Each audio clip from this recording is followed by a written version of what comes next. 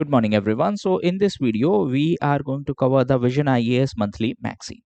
Now, this is going to be the monthly magazine of August 2025. The PDF of this lecture is available on the Civils Academy app. You can check it from there. Now, let's start. So, first is Polity section. Now, in Polity, first is related to 130th Amendment Bill. So, this has been introduced for the removal of Prime Minister, Chief Minister, and other ministers who are detained for 30 plus days in the serious criminal cases. That simply means if someone is detained for more than 30 days, these ministers they can be removed. So just remember two important things as of now because it has been recommended to JPC, that is Joint Parliamentary Committee. So 30 plus days, and it is applicable on Prime Minister, Chief Minister, and other ministers. Now, why it has been introduced? See, government is saying that the objective is to decriminalize the politics. Criminalization of politics basically means in entry of more and more criminals into the political sphere.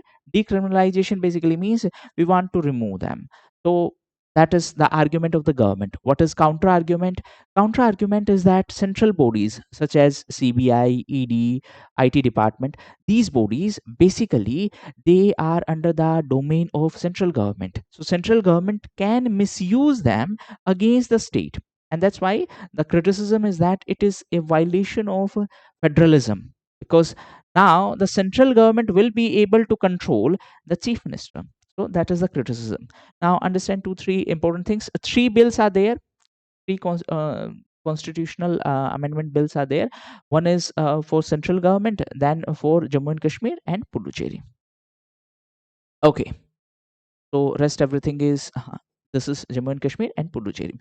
Now this is against the principle of natural justice. See, natural justice principle says that there is innocence until proven guilty. That means until and unless you are convicted, you are innocent. But in this case, we are removing the person from the post just because the person has been detained for more than 30 days. Detention does not mean conviction.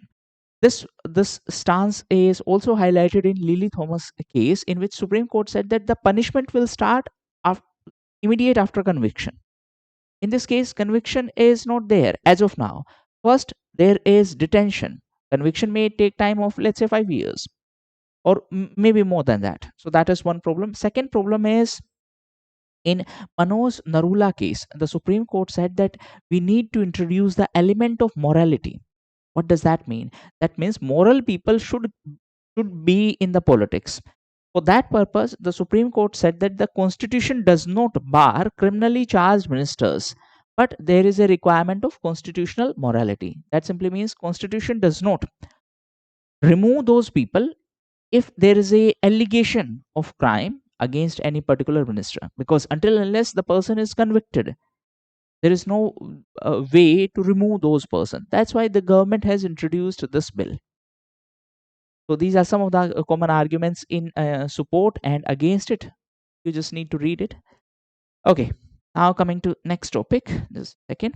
So just remember these three things as of now. First is this thing that it will be applicable to UTs as well as to the states. Two judgment, one judgment in favor, that is Manoj Narula judgment is in favor of this bill because it talks about constitutional morality. Then Lily Thomas judgment is against it because that says that the punishment will start after conviction. In this case, we are punishing someone even before their conviction. Next is related to the Promotion and Regulation of Online Gaming Act. See, before discussing this, understand two major concepts. One is game of chance, one is game of skill. Game of skill basically means your skill set is involved in that game. You are winning because of your skill set. Game of chance basically means it is luck based. There is no element of skill in this case. Recently, the government has introduced this bill, and subsequently it was in news because it has banned the money based online games. Government is saying these are game of chance. That is pure gambling, and that's why government has introduced this. Now understand why there is a requirement of central government involvement. Usually gambling is prohibited by the states, but this is talking about online aspect of it, and that's why central government had to intervene. But it does not impose a ban on the esports. What are esports? For example, cricket. Computer game of cricket will be E. E refers to electronic version. So it does not prohibit them. In fact, it tried to promote them. So it tried to promote the skill based gaming and e-sports. That is something which you need to keep in mind. Now understand, the government is saying that because of these gambling, there are a lot of issues. For example, addiction is there, mental health related issues are there. That's why government has introduced this. The government define online games through this, and it basically promote the esports. Rest of the things are quite common. Next is related to national sports governance. As the name suggests, the objective is to simplify the governance process. For that purpose, there is going to be a body, and that body is referred as NSB. What is NSB? National Sports Board. So this is going to give recognition to different sports federation. Now understand the point of criticism in this case. Sports is a state list subject. So states are saying that this is encroachment into our domain. Central government is saying that we are talking about the broader regulation. We are not talking about the minor regulation. You are still free to introduce those regulations. Apart from that, the government also emphasized on strengthening NADA. What is NADA? National Anti-Doping Agency. That simply means prohibition of the drug and other substances like that in sports. So this body is responsible for that prohibition. That simply means it implement those rules and regulations and it take action against that. Next is related to Jan Viswas Bill. See, as whenever you see this term, just remember one term: decriminalization of certain offenses. Understand? See, previously, let's say there is a business, and previously, let's say if you are not going to file the papers on time, then there is a punishment, and this is a criminal offense. There may be a jail punishment. What government is saying that why not to simplify these rules? Instead of giving jail punishment, just impose a penalty. So that's why government is trying to simplify this process through these Jan Vishwas bills. The objective is to decriminalize the minor offenses. Decriminalize basically means it won't be a criminal offense. It will be a civil offense. Civil offense basically means you need to pay some kind of fine or penalty. You will not be jailed. That is the difference. So government, you can use this argument whenever you are specifying that government is promoting ease of doing business. So in that context, it is important. So there has been decriminalization of minor offenses. Please understand, it is not talking about the major or serious offenses. It is just talking about the minor offenses. For example, not filing paperwork. Again, I am oversimplifying. Next is related to the commercial and prohibited speeches are not fundamental right. Now understand, there is a freedom of speech and expression. Now, the real question is whether commercial speech is part of it and prohibited speech is part of it. Commercial speech basically means, let's say there is some influencer who is saying something and he is going to generate revenue from this. Is it protected under fundamental right of speech and expression? That's one question. Second is prohibited speech. Let's say someone is giving hate speech. Is it prohibited? Sorry, is it protected under that right? The Supreme Court has clarified no, these are not protected. There are certain reasonable restrictions on them, and therefore they are not absolute rights. So in that context, recently Supreme Court has requested central government to provide a broader policy framework for these commercial speech. Commercial speech basically means those influencers. Actually, it is related to that Raina case, that where comedian had made certain remarks against the people who are differentially abled. So in that context, the Supreme Court said that there is a need to provide a broader policy framework.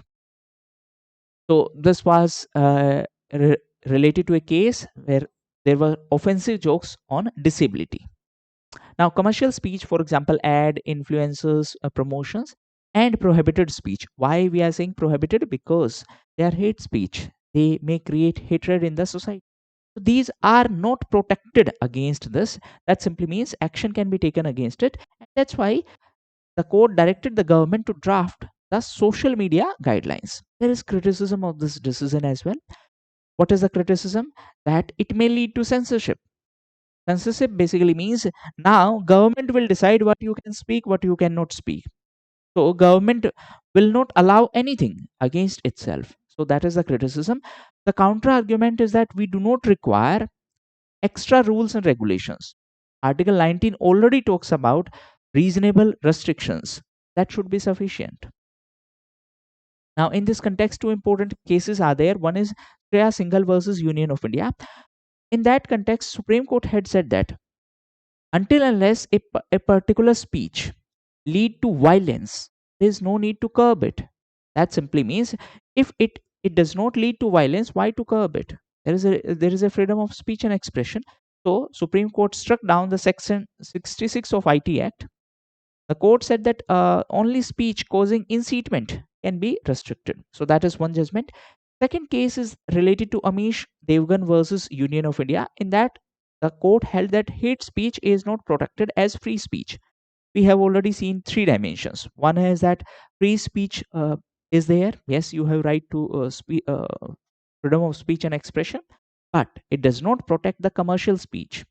Commercial speech basically means you are generating revenue or you are monetizing that particular freedom. Second is prohibited speech. In this case, the court had clarified that hate speech is not protected. Now, understand, it is very important. In a diverse society like ours, hate speech can create a lot of problems, that too in a very small amount of time. Any hate speech, and it may lead to riots in our country. That's why there is no point in giving protection to hate speech. So that is the major argument. Next is related to overseas citizen of India. So understand, recently the government has amended certain rules and regulations. So one simple rule and regulation is that if someone is convicted, if someone is having OCI card and if they are convicted for a punishment of more than 2 years, or if a charge sheet is filed against them for a crime having punishment of 7 years or more, in that case, what government can do? Government can revoke this OCI card. Now, who are OCI? Overseas citizen of India. Understand, these are those people to whom government of India have issued this card. That simply means they can visit India whenever they want to. They have a kind of lifelong visa. Lifelong visa basically means they have a kind of permission to enter into India. Of course, they don't have other rights such as voting rights and etc. Next is related to election of vice president. Again, vice president had resigned, so election commission is going to conduct the election for the next vice president. Now, vice president is the ex officio chairperson of Rajya Sabha, so that's why it is important. These elections are conducted by EC, and there will be voting, and it will be proportional representation via single transferable vote. Nothing new in this case. You can directly read these provisions in Lakshmikant. Okay. Next is related to NCDC. So understand, 2025 is the year of cooperatives. That's why government is giving focus on this thing. Recently, government also announced national cooperative policy. In that context, recently grant was given to NCDC. What is NCDC? National Cooperative Development Corporation. Now, there can be two type of grants. One is statutory grant under Article 275, and second is a discretionary grant under Article 282. Now, understand, cooperatives can lead to rural development. They can help us in ensuring the goal of inclusive growth. That's why the government is giving focus on this particular part. Now, what will be the objective of this kind of grant? Objective is to strengthen the cooperative movement at grassroots level. Okay, with this, the polity section is over. Now, again, there may be a doubt in the mind of certain students that not each and every detail is covered. Initially, when you are reading magazine, you should not try to cover each and every detail. In fact, you should just try to understand the issue. What happens is that every month, some of the old data will be repeated, and subsequently, what will happen? Your knowledge base will increase. It happens in incremental way. Way basically means on a day to day basis your knowledge base will increase. If you will try to mug up the entire magazine in the first reading itself, what will happen is that you will be frustrated. and you will not be able to recall information, because ultimately it is just dumping of information. So as of now, you should just try to understand the issue. And there will be prelims, there will be PT 365, which will help you in remembering those minor factual information. You already know these issues from the monthly current affairs coverage. Then through PT 365 you will be able to fill the factual gaps. Similarly, through mains 365 you will be able to fill the specific gaps in your mains. This is how it is to be done. Apart from that, you can also follow my daily The Hindu newspaper analysis, which hardly takes 10 minutes. But over a period of time, it will help you immensely, because you have covered those issues multiple times. So you need not to mug them up, uh, because they will be repeated. So subconsciously, they will be in your mind. Okay, now let's start the IR section. First is related to fair and representative global order. See, understand, the global order right now is being dominated by the Western countries, especially after Second World War. There was a dominance of West, and that is why the current global order represent the reality of Second World War time. It does not reflect the current realities. Now there is emergence of new powers like India, like South Africa, like Brazil, but these powers are not well represented.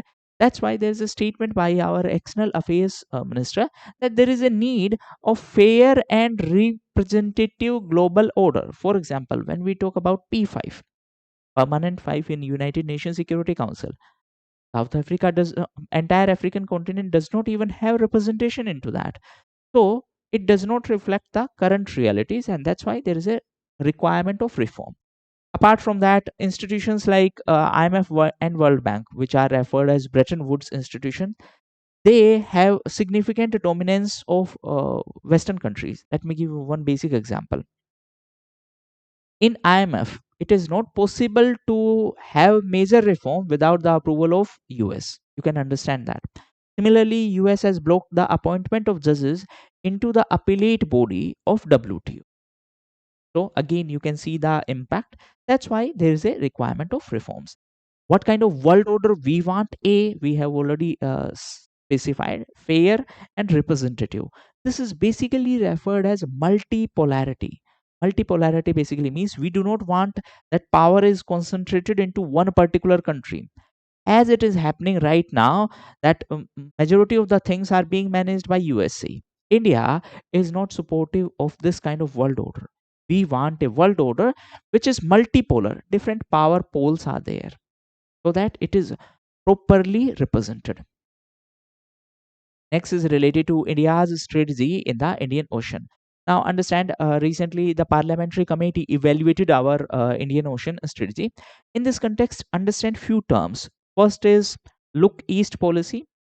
So, Look East basically started our engagement with the countries of ASEAN. Then there is Act East policy.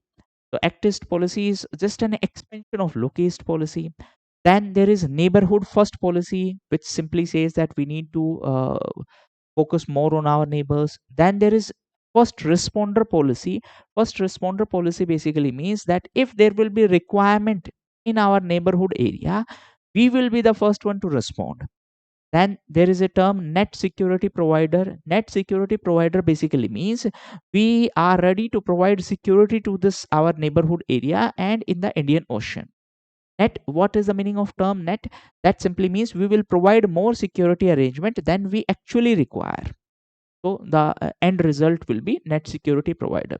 These are some of the terms which are used when it comes to India's policy in the Indo-Pacific. There is one more term, Indo-Pacific versus Asia-Pacific.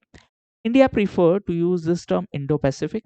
On the other hand, China prefer to use Asia-Pacific, because China says that Indo-Pacific reflect this region towards India. That means kind of it is India's region, which of course China don't want to claim. Claim in the sense that they do not want to use this term. Okay, so why Indo-Pacific is such a significant thing for us? It is third largest ocean. Roughly one third of the global population is there, and roughly two-thirds of the global oil shipping passes through this. Roughly 90% of India's trade in terms of volume passes through this. and India have a EEZ. What is EEZ? Exclusive Economic Zone of 2.4 million square kilometer. So we have already discussed neighborhood first policy. Then there is Sagar. What is Sagar? Security and growth for all in the region. That simply means we want the development of each and everyone into this Indo-Pacific region. Then there is one extension of the Sagar, that is Mahasagar, that is mutual and holistic advancement for security and growth. So in this case, we are talking more about humanitarian assistance. We are talking about providing support, focusing on capacity building. So these are some of the things. Then there is net security provider. We have already discussed this. Then there is one more term, first responder. Just a second. Hmm. Net security provider and first responder. So these are some of the terms you need to keep in mind from IR perspective. Again, if you have not covered IR properly, then what you will see that in these articles there is a bombardment of terms. You will be overwhelmed. So do not try to cover all of them in one go. Just go in incremental manner. Next is related to ASEAN. ASEAN centrality. Understand, in a very simple sense, ASEAN is a grouping of 10 countries, association of Southeast Asian nations. It was set up through Bangkok Declaration, but now ASEAN is losing its kind of focus. There are multiple issues. One issue is Trump and tariff. Second issue is dependency on China. Some countries are not happy. For example, countries like Vietnam, they don't want too much dependency on China. On the other hand, countries like Laos, they are significantly dependent on China. So this is another issue. As far as India and ASEAN are concerned, we have a trade agreement in goods. The problem for this trade agreement is that we have a trade surplus. That means trade deficit. India have a trade deficit with ASEAN. What does that mean? It simply means we import more from ASEAN than what we actually export. And that's why we are trying to review this trade agreement. So these are some of the important issues. Now, the term centrality basically means they are now not focusing on the core issues because of these multiplicity of the issue. Apart from that, there are new organizations. For example, Quad is there, AUKUS is there. Quad is Quadrilateral Security Dialogue, which is a grouping of countries like India, Australia, US, and Japan. AUKUS is there, Australia, UK, and US. So, because of this, what is happening is that the ASEAN is losing its relevance. This article simply highlight that thing. Next is related to India, Philippines. So understand two important things. Nothing much is here in this case. A, we completed 75 years of diplomatic ties, and that's why our ties were upgraded to comprehensive strategic partnership.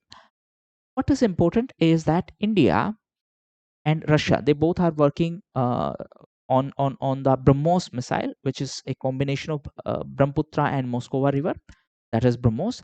So we have exported BrahMos missile to Philippines, and that is why it is important in terms of security or defense.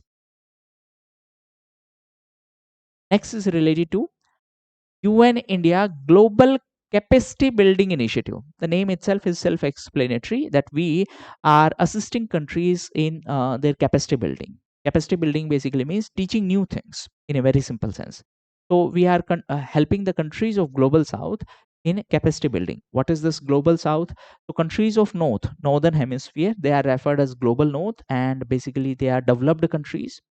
Countries of global south are relatively less developed or developing countries.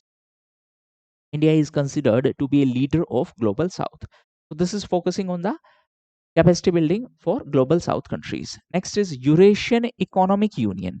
Now it was in news because India is trying to have a negotiation for the FTA. What is FTA? Free trade agreement. What is free trade agreement? In a very simple sense, we are trying to reduce the tariff. Okay. Now, why suddenly we are so much interested into different FTA?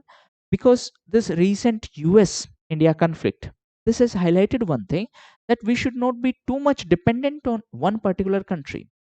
Because of the tariff by USA, our exporters are facing problem. Now, government is actively looking for new market. That simply means diversification of our export destination. and that's why we are negotiating with different groupings and countries. So this is EEU, that is Eurasian Economic Zone. So countries like Belarus, Armenia, Kazakhstan, Kyrgyzstan, Russia are there. Next is related to INF treaty. What is INF? Intermediate Range Nuclear Forces Treaty. Now, USA had already withdrawn from this. Recently, it was in news because Russia has announced that it is going to withdraw from this treaty. What was the objective? Objective was basically to reduce the arms race in Asia Pacific. But now, after withdrawal, of course, the arms race will increase. So under this, this is a treaty of 1987. Under this, basically, the missile systems were banned. Next is related to Armenia-Azerbaijan peace agreement. Just have a look at this map first. So this is Armenia and this is Azerbaijan. Now this area, Nagorno-Karabakh, this yellow area is referred as Nagorno-Karabakh region. This is situated, geographically it is situated in Azerbaijan. But the people in this area, they are ethnically more aligned towards Armenia. So that is the conflict between these two. Recently, it was in news because of the peace agreement. Now, there is one more reason.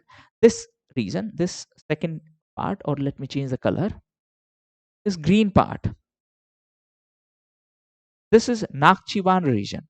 This is geographically near to Armenia, but it is a part of Azerbaijan. Now, you can see one thing that if Azerbaijan need to come to this part, they technically need a passage from Armenia.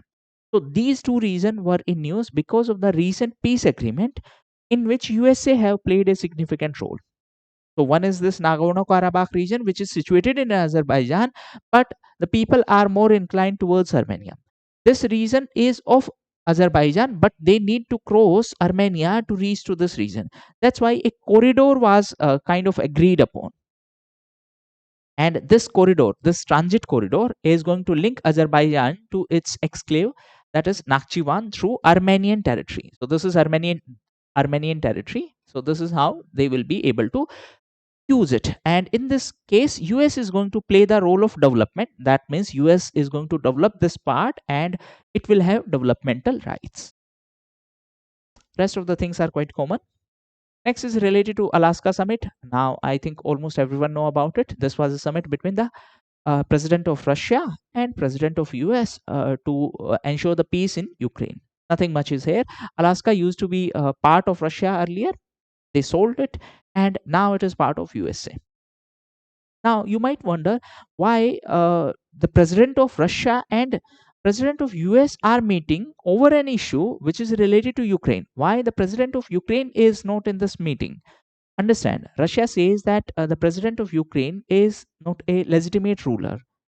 That's why they do not even recognize. And if they do not recognize, of course, they are not going to talk. That is the reason. Next is related to Asia Pacific Institute for Broadcasting Development. Name itself is self-explanatory. It is talking about the media. Now, why it was in news? Because India recently became the chair of this institution, and there was a conference in Thailand, and that's why it was in news. Next is related to areas in conflict. So certain areas which are in conflict. Understand, these are not new conflict. They are going on since years. Still, you should know. So the more than current affairs, these are contemporary issues. First is Gaza, again the conflict between Israel and Palestine. Second is Darfur region of Sudan. So just have a look at this region. But before that, understand this is a conflict going on between the RSF, that is Rapid Support Forces, and the army. So this conflict is going on in the Sudan. This is the geographical location of Sudan. Second, this is Sudan, this is Egypt, and this is the Darfur region. This is Chad, Libya, Eritrea, Ethiopia, and this is Red Sea. Then there is Ukraine. Certain provinces of Ukraine were in news because of the Russia-Ukraine conflict. Again, no need to mug up these names as of now because they will be repeated multiple times. Next is related to DRC. Yes, this is important. Reason being because of the recent peace agreement. So understand. First, have a look at this thing. So this is DRC. that is Democratic Republic of Congo. And this red area, this is being controlled by the M23 rebels. What is M23? It is March 23 movement. So basically these are rebel forces. These rebel forces are supported by Rwanda. Now recently US played a role of a mediator in ensuring the peace in this region. Now first thing first, this is Uganda. So this is Burundi. Now you might wonder why US is so much interested into peace. No, it is not. Understand? This area is mineral rich. Now, if there won't be peace, the mineral exploration will be very difficult. USA have recently signed a deal for mineral exploration with this country. Understand? African continent is rich in mineral resources, but China have kind of beaten USA in this game of mineral exploration. That is why now USA is trying to cooperate with these countries for mineral exploration, and that's why US is mediating, or US is playing the role of mediator to ensure the peace. If there will be peace, they will be able to explore the mineral resources. Right now US is heavily dependent on China for its critical minerals, and US do not want this dependency in future. That's why they are building alternative supply chains. So these were the important issues related to IR section. Now let's come to the economy section. So in economy, first topic is product nation. Now understand in a very simple sense. See, product nation basically means the nation which design products, which manufacture products and sell products. Then there is service nation, which basically focus more on the production of services rather than the goods. The problem is that India do not invest much into R&D. So we R&D is not our strength. We are not able to innovate new products. We are trying to generate jobs through manufacturing. But there is a fundamental issue. What is that issue? Understand, when we are manufacturing, basically we are assembling, and in assembly you do not have a kind of premium price strength, or you do not have capability to charge premium price, because if you will make it costly, the manufacturing can be shifted to some other place. You do not have much power in this case. The maximum revenue will come from steps like designing a product, steps like sales, that simply means after production.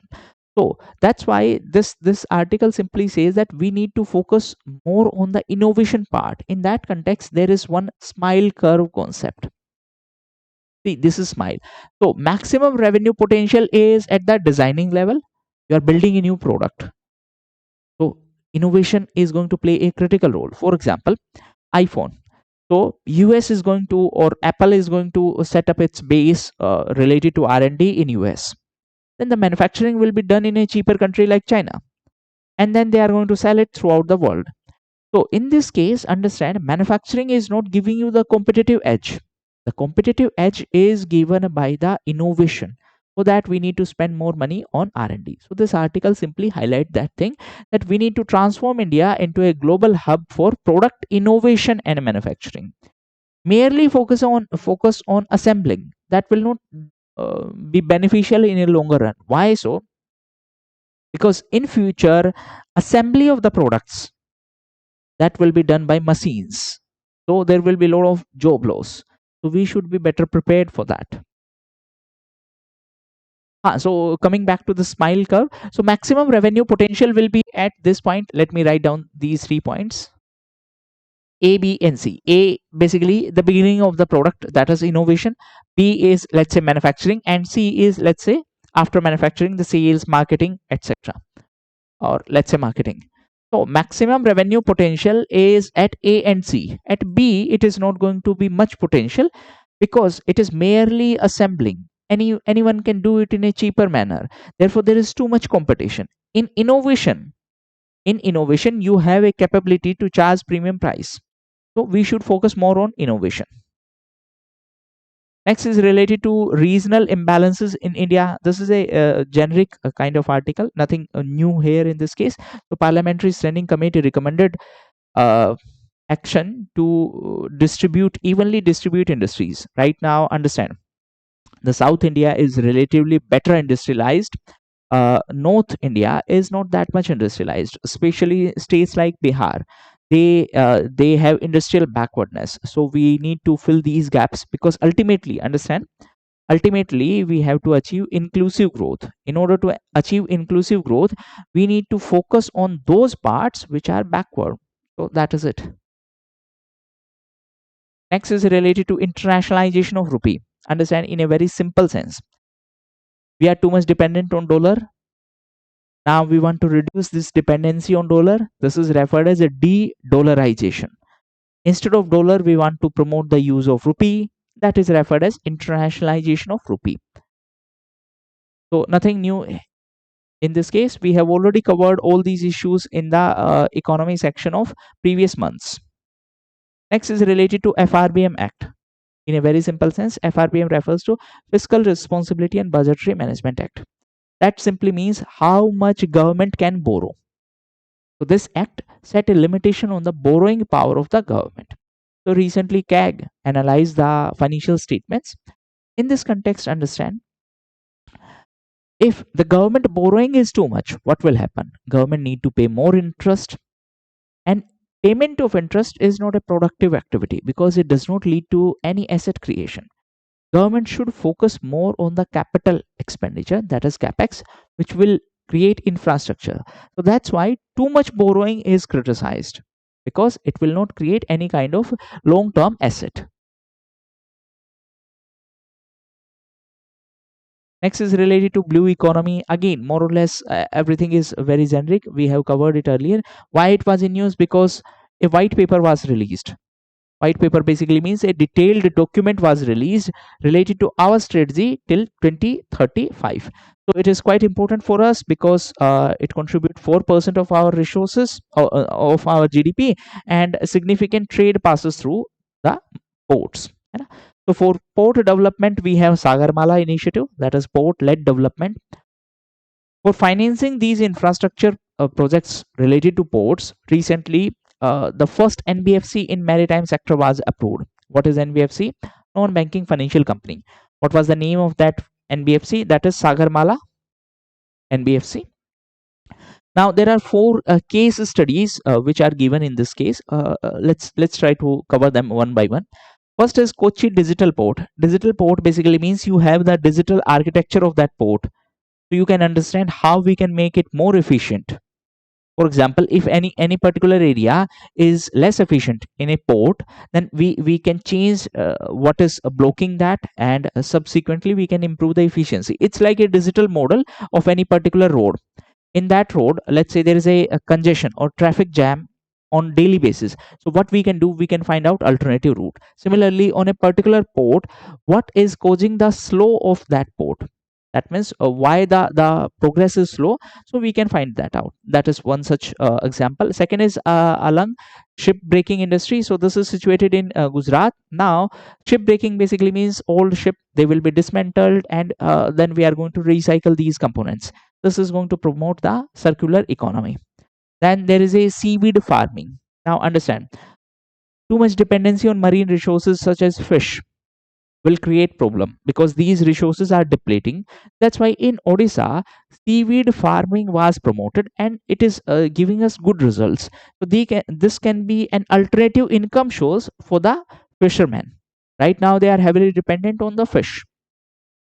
And next is Andaman ecotourism. As the name suggests, ecotourism basically means we will promote tourism, but it should be in a sustainable manner. It should not have adverse impact on our environment. So these are some of the case studies which you can quote. Next is related to MMDR, that is Mines and Minerals Development and Regulation Act. See, I think 3 months ago we have covered National Critical Mineral Policy or National Mission on Critical Minerals. The problem with our country is that we are heavily dependent on import of these minerals. So somehow we need to increase the production in our country. For that, recently the amendment was done into this MMDR. What are these changes? So significant changes are that first, there will be National Mineral Exploration and Development Trust. The name itself is self-explanatory. It is a trust to promote the mineral exploration. So ultimately it is going to support the national critical mineral mission. Then there is a provision of inclusion of other minerals in mining lease. Now again, let me simplify it. Let's say this area, this has been given on lease for mineral A. Okay. Now let's say the exploration team found that mineral B is also available. So now we can extend the lease and we can include A plus B. That is the meaning of this term, inclusion of other minerals in a mining lease. Okay. Now understand. Previously, this red area was allocated for the lease. Let's say they have found out minerals in this area. New area is there. So we can expand the lease area also. That is the next provision. That is inclusion of contiguous area. So if the deep-seated minerals, minerals basically means they are available on a depth. So deep-seated minerals, if there is a possibility of that, so the lease area can be increased. In previous case, we have included the coverage of minerals. In this case, we have expanded the area. Okay, and then there is a establishment of mineral exchange. Just like stock exchange, we can buy and sell. Similarly, on mineral exchange, you can buy and sell mineral resources.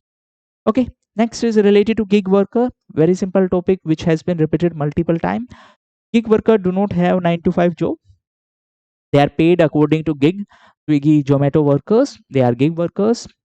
They can be further classified as platform based gig workers and non-platform based gig workers. Platform basically means some kind of software application, etc. Why it was in news? Because recently Karnataka government have introduced a bill for the welfare of gig workers. So a gig worker welfare board will be set up. This board will make provisions related to the welfare of gig workers. Why they are facing a problem right now? Because they are not the permanent employee of any particular company, and that is why what is happening is that there is too much exploitation. So to address this problem, Karnataka government have introduced the bill. The name of the bill is again Karnataka Platform Based Gig Workers Social Security Welfare Bill 2025. So there will be establishment of a welfare board. Next is related to Income Tax Act. So understand two important provisions, actually three. One, the rules have been simplified. That is one change. Second is now the income tax authorities, during any raid, now the income tax authorities will be able to look into your digital devices. Now, the criticism of this decision is that it is a violation of privacy. There is a counter argument. Counter argument is that now everything is managed digitally. If IT department will not be able to look into your digital devices, there's no point of that kind of raid, because almost everything is managed digitally. Now there are two conflicting issues. One is your right to privacy. Second is that these raids, they should be able to find out the actual information. Those information is in digital devices, so that's why they have now power to seize your digital devices. So that is a second change. Third is between MAT and AMT. Now again, understand there's a concept of zero tax companies. Zero tax companies basically means these companies do not pay any tax. They have taken benefits of various provisions and now their tax liability is zero. That's a loss of revenue for the government. The government introduced MAT, minimum alternative tax. That means if you are not paying corporate tax, you will have to pay MAT, minimum alternative tax. This is MAT. This is for companies. For non-companies entities, there is AMT, alternative minimum tax. So this recent change in the Income Tax Act, that has separated it. That simply means now there are two different provisions. One is AMT. AMT is going to be for non-companies, and MAT. MAT is for companies. What is MAT? Minimum alternative tax. So AMT will be applicable to non-corporate. Non-corporate means non-companies. And next is virtual digital space. We have already covered that. Now income tax authorities will be able to look into your digital devices. So now they are empowered to access a virtual digital space during a search and seizure proceedings. Next is related to ESG norms. Now understand there are two important provisions. One is CSR, corporate social responsibility. That is legal obligation For the companies, that simply means companies need to spend some part of their profit into social responsibilities. CSR have legal backing under Corporate Companies Act of 2013. On similar lines, there is provision of ESG, environmental, social, and governance norms. That simply means if there is a company, what it is doing for environment, what are its responsibility towards society, and is there any transparency in its governance. See, governance basically means how companies conduct their business. This is referred as corporate governance, which is part of your GS paper 4 as well. Corporate governance basically means how companies conduct their operations. Is there any transparency, morality? All these things are there. For example, you might have read this blue smart cab issue, that the founders they misuse the money of company for their personal gains. That is a violation of corporate governance provisions. Okay, so ESG norms basically focus on these three parts: environment, social, and governance. The problem is that there is no legal backing for this, just like CSR. So that's why there was a recommendation that it should also be included into the Companies Act. Now, the top 1000 companies. For top 1000 companies, SEBI have specified BRSR. The name itself is self explanatory: business responsibility and sustainability reporting. That how their business activities are sustainable, not having any adverse impact on environment and all that. Recently it was in news because of a certain recommendation that now this ESG norm should be given the legal backing. In 2025 prelims also there was a question on the same aspect, and the examiner very smartly have said that RBI is going to give directions related to this. Why RBI is going to give direction related to companies? For companies we have SEBI, that is Security and Exchange Board of India. Now, in this context, there is a term greenwashing also. Greenwashing basically means my product is not environment friendly, but I am claiming that it is. Why I am claiming? Just to ensure compliance with these ESG norms. In a very simple sense, UPSC had already asked a question on greenwashing. Just remember, product is not environment friendly, still companies claim that it is. Next is related to CCI, that is Competition Commission of India.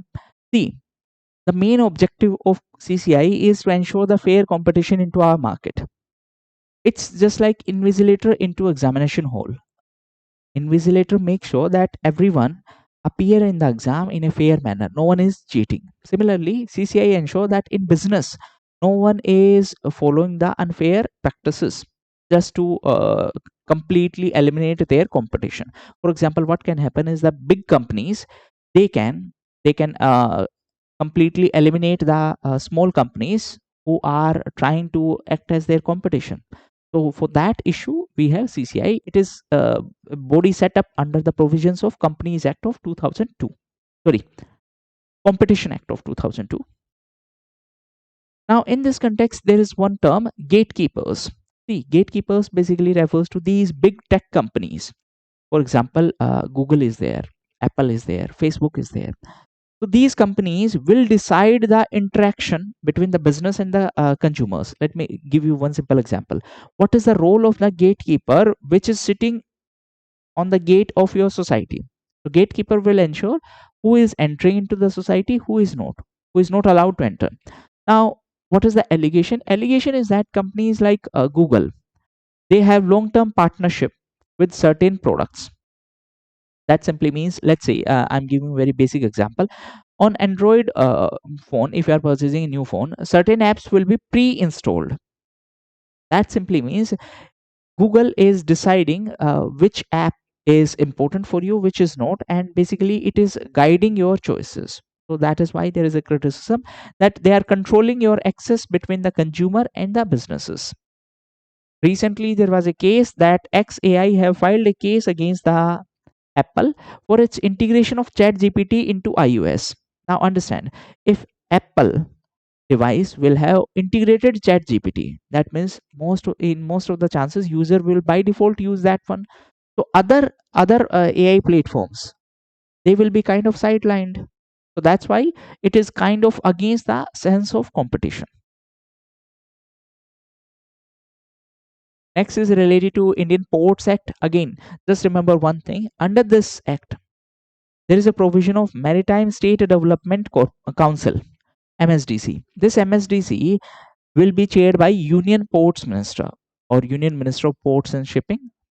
Problem is that now this will have members from the state boards also. So the argument of the states is that you are taking our freedom. Previously, these issues were managed by the state board. Now you are setting up a central board.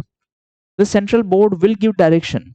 So the state's autonomy related to port development, that is fading. That is the criticism of this recent decision. What is counter argument of the government? That we need to frame a kind of national framework for a better perspective or for a holistic perspective. We need a body like this at central level so that we can coordinate with different states. Apart from that, there is provision of SMB. What is SMB? State Maritime Board. Now understand, they are going to administer non-major ports within their states, and there is a adjudication mechanism also. That means every state will set up dispute resolution committee. Let's say there is a dispute between two ports. So who is going to resolve this dispute? Understand, ports related dispute will have commercial impact. If this dispute is, let's say, discussed into court, it is going to take time. That's why the government is saying that let's set up dispute resolution committee. They are going to deal with these dispute in a very speedy manner so that it does not have adverse impact on the economic activities. And that's why courts will not have jurisdiction on such issues. Just remember this thing, that the civil courts barred from the jurisdiction in these matters. Next is related to 10 years of Sagarmala program. Again, we have discussed Sagarmala is a scheme for the development of port infrastructure. In that context, recently first maritime sector NBFC was set up. The name is Sagarmala Finance Corporation. Next is related to Pradhan Mantri Gram Sadak Yojana. So recently, the parliamentary committee highlighted the slow progress in left-wing extremism areas. In a very simple sense, understand, in internal security, there is a topic linkage between development and spread of extremism. So this parliamentary committee have highlighted that in Naxalite areas, the progress of these project is very slow. And that is why what is happening is that there is a governance deficit. That means the people do not have access to basic facilities such as hospitals, such as schools, such as road, mobile connectivity. And that's why it is very easy. It is very easy for the Naxal groups to influence these people against the government. And that's why there are instances of violence. So what we have to do, we have to fill this governance deficit. For that purpose, government is taking various initiatives, and there is a goal that by the end of 2026, March 2026, we will have a Naxal Mukt Bharat. So these are important points into this thing. Next is related to 100th birth anniversary of Dr. M.S. Swaminathan. Basically, he is considered as the father of Green Revolution, and he played a critical role into this thing. Now, on this occasion, a new award was set up, that is M.S. Swaminathan Award for Food and Peace, and it was given to the first award was given to the Professor Edemola Edlin, and that is why it can be directly asked. Green Revolution, you already know. Now, there are certain news in shorts. First is a sovereign credit rating. See, sovereign credit rating basically means credit agencies will determine the credit worthiness of a country. Sovereign basically refers to country in this case. That means whether this country will be able to repay on time or not. So recently, the credit rating of India were improved, and that's why it was highlighted. So previously our rating were BBB minus. Now it is triple B. So it has been upgraded. This is by S&P. So S&P, Moody, Fitch, these are some of the credit rating agencies. Next is related to parliamentary panel recommendation that we need to set up more IFSC. Understand three things. One is GIFT. What is GIFT? Gujarat International FinTech City. Gujarat International FinTech. What is FinTech? Finance plus technology. In this dedicated area, there are IFSC. What is IFSC? International Financial Services Center. So India's first IFSC is in Gift City in Gujarat. The panel had recommended that we need to set up more such IFSC. What is IFSC? International Financial Services Center. That means these centers will provide financial services to international clients. So that is the objective. To regulate IFSC, we have IFSCA, that is authority. Next is related to retail inflation. So our inflation has gone down. That's why RBI has announced the rate cut also. Nothing new in this case. Next is related to free AI vision. That is talking about the use of AI in the financial sector. What is the full form of free? That is framework for responsible and ethical enablement of artificial intelligence. Next is related to SFB, universal license. So small finance bank, they have to use this term in their name, small finance bank. Now, it does not mean that they are going to operate in a particular small area. No, they can operate throughout India. The condition is that they need to focus more on the small borrowers. Recently, AU Small Finance Bank, its license was upgraded, and now it has been given the license to operate as universal bank. What is universal bank? Banks like HDFC, ICICI, SBI, these are universal bank. So how they are different from small finance bank? Small finance bank basically means they are going to give more loans to the small borrowers, especially on to the borrowers whose borrowing requirement is less than 25 lakhs. So recently it was in news because RBI has given approval to AU Finance Bank to operate as universal bank. Next is related to co-lending. See, co-lending basically means co means joint. So banks and NBFC, they will come together to give loans. Why banks? Banks have money. Why NBFC? They have customer base. So the strength of these two are combining, and the focus is on providing more and more loans. Next is related to civil aviation safety. Again, nothing much in this case. It was in the background of that Air India flight. So in this case, one recommendation is important, that there is a need to set up a comprehensive whistleblower protection framework. What does that mean? If someone highlight the lapses into the aviation sector or in any sector, they are basically referred as whistleblower. Problem is that we do not have sufficient safeguard for those people who highlight these, and that's why people do not even highlight the issues, and over a period of time it may lead to a very significant disaster. That's why there is a recommendation that we need to create a framework for such whistleblowers who highlight the issues. Next is related to steel scrap recycling policy. See, understand, steel scrap recycling. Recycling basically means some old product is thrown, now we are trying to recycle. Most of the recycling is being done in informal sector. They are not well organized. So that's why this entire issue was highlighted, that we need to formalize this thing. We need to give them incentive, and we also need to create the certification program so that we can improve the recycling. See, understand, recycling will help in two ways. A, it will promote circular economy. We are reusing the same resource. Plus, it will also reduce the pressure on the environment because we are not going to generate that much e-waste. So for that, we need to formalize the recycling process. We also need to bring cooperatives in this sector. Government need to give industry status to this, and there should be a certification program for this. So these were the important current affairs. We have covered polity, IR, and economy section. Now it is going to be very lengthy, and I won't be able to speak to complete the entire part. So I will try to cover the second part in another video. Thank you.